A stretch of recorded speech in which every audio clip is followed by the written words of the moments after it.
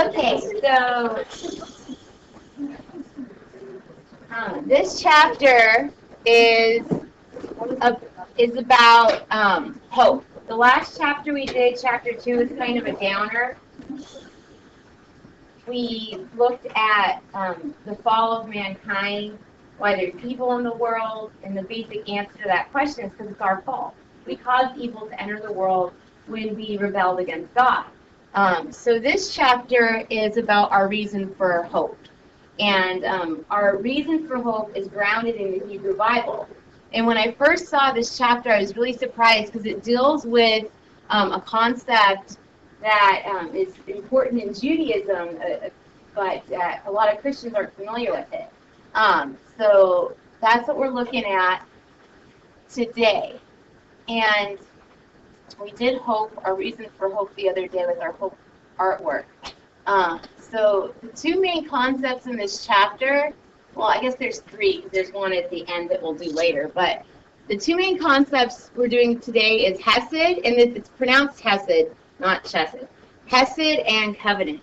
And this Hebrew word, the neat thing about Hebrew is it's what we call a multivalent language, meaning a single word can have multiple meanings. It actually creates a really richness and depth to the language.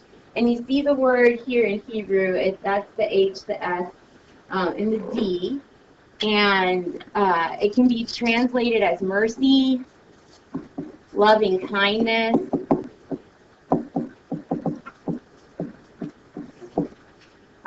compassion.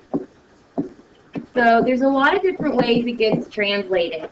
And when you take Bible in college, one of the things you do is you use things like this. This is the Brown Driver Briggs Hebrew English Lexicon. So it shows you all the ways this word is used in the Bible. And if you look up Hesed, it has kindness in there, mercy there, but there are a couple other contexts I thought that were interesting. It talks about how in Jeremiah it's used as the love of thine espousals to Yahweh. So they use that image of marriage. So we see it's a committed love like a marriage. So Hesed has this sense of commitment. Another word they use to describe it is everlasting. And they also say of God, kindness and loving kindness and condescending to the needs of his creatures. And that's typically the way the word Hesed is used. Hesed is an attribute of God, and a quality that describes the relationship between God and the human family. But when it's used in the Bible, they usually don't say that we have Hesed for God. It's usually God has Hesed for us. And the reason for that is this level of commitment. Hesed means that God will not let go of his people. So he will never let us go. It's a really radical level of love and commitment to us. And you usually wouldn't use it to describe our love for God because usually we mess up, right? We break the rules, we self-embrace, we don't keep the covenants. So it's this radical commitment that God has to his people.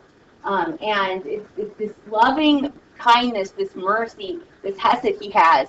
And as Christians, we feel the ultimate fulfillment of God's Hesed is in his willingness to become incarnate and then die for us on the cross. And in Christianity, the word we usually use is agape. It's a Greek word used in the New Testament. Jesus uses it, and when Jesus uses this, it's the idea that you would die for your friends.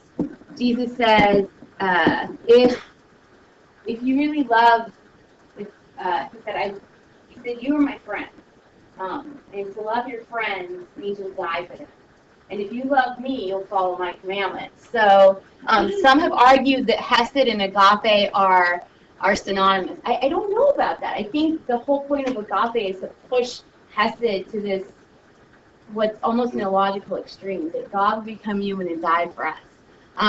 But this comes to us from the Hebrew Bible, and it's also related to another thing that's important in the Hebrew Bible, and that's covenant. And I'm going to have to correct your book here because I think the definition of covenant is incorrect. There's actually two mistakes they make in this chapter. But to be a covenant Hesed, Hesed is at the heart of the covenant that God made with his people. And some scholars translate it covenant love. And so I'm going to show you in your book. I don't think I have it open. Let me open it up. Whoops. I wanted to show you the way they describe covenant because I really do. It's wrong. It has this weird. I think it's because it's written by Christians and not Jews. So I have a problem with their definition. Oh, it's so slow.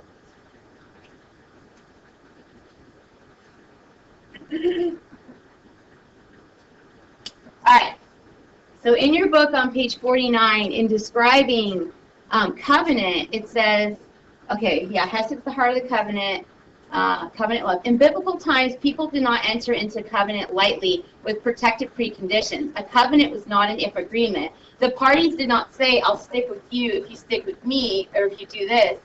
The parties did not enter a contract and sign on the dotted line. They cut a covenant. Okay, this is the problem I have here is they've got this completely backwards. A covenant is an if agreement. It isn't just a promise. Think about the covenant with Moses.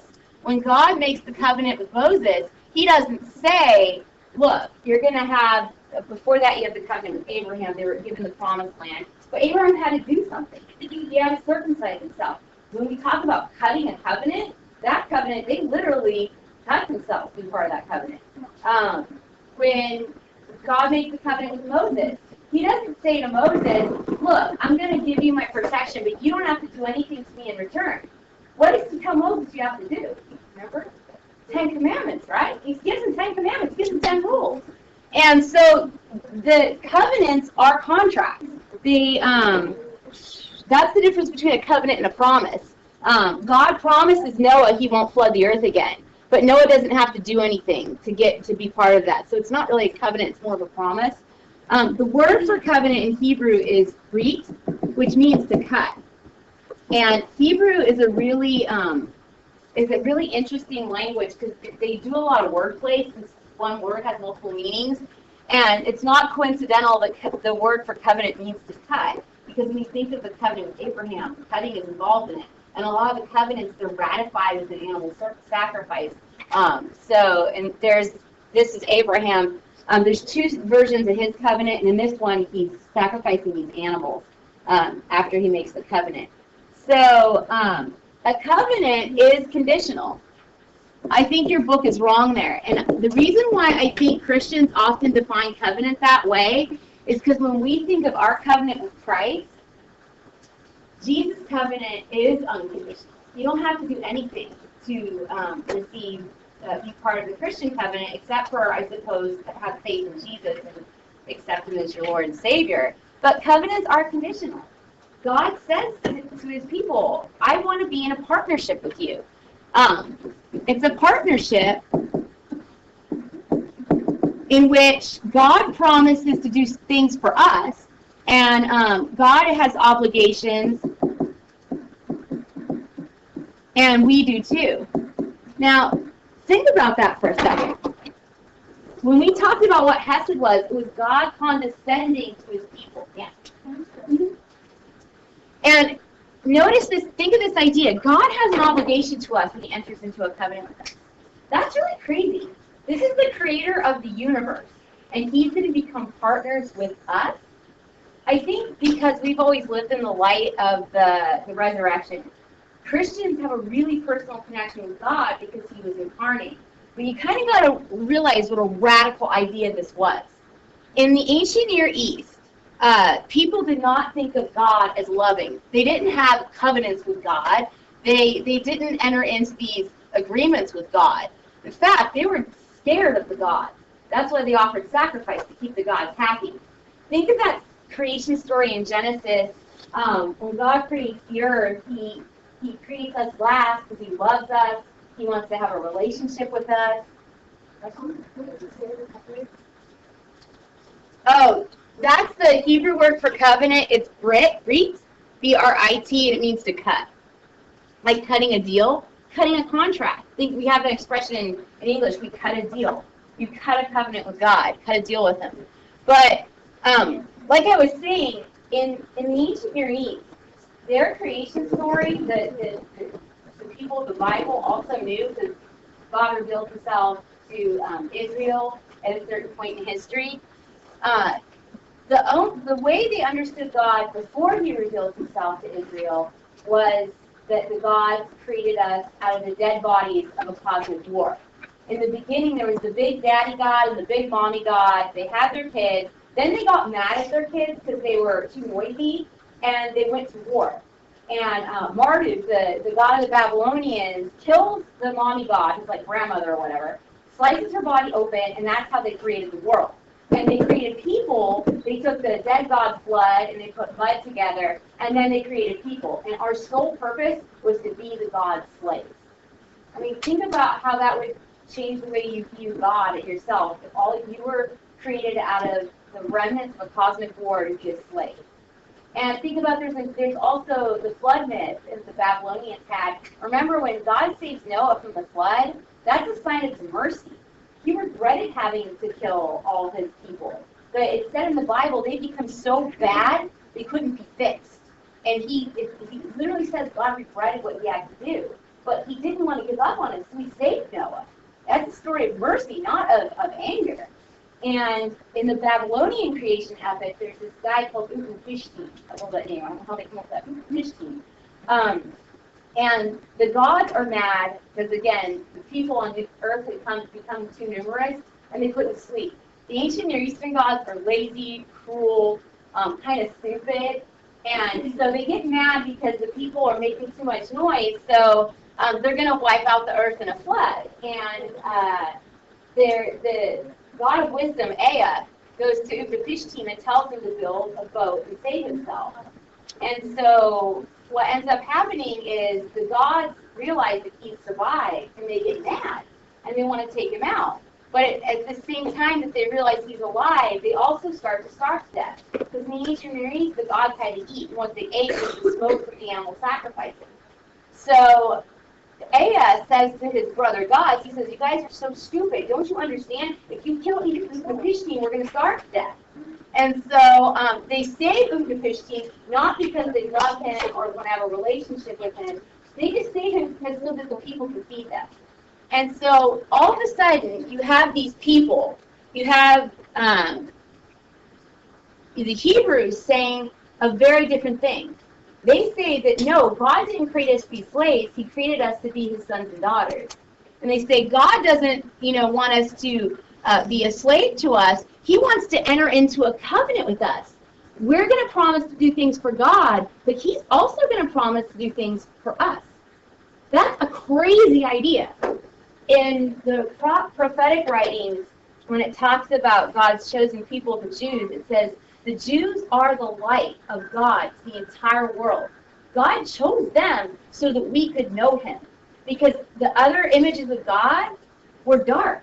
But God is not, this is not a God of darkness. This is not a God of hate or vengeance. This is a God of love. And not just any love, this radical Hesed love that makes him enter into agreements with his people. This was an amazing innovation that God revealed to Israel. And that's why, the Jewish people are so important. We wouldn't know who God is if it wasn't for them. And this was Jesus' understanding of God, the God of a covenant. And so what you guys are going to be doing is looking at, there's 6 examples in your book. And they look at, all the examples show you how you see God's Hesed and how you see it interacting with this covenant idea. So what Ian's are going to do is, you've got to watch the flip lectures on Moodle, but you're going to make a VoiceThread, and I'll show you what that is in a second. I'm going to stop this recording. and talk about the project now. So let me stop that.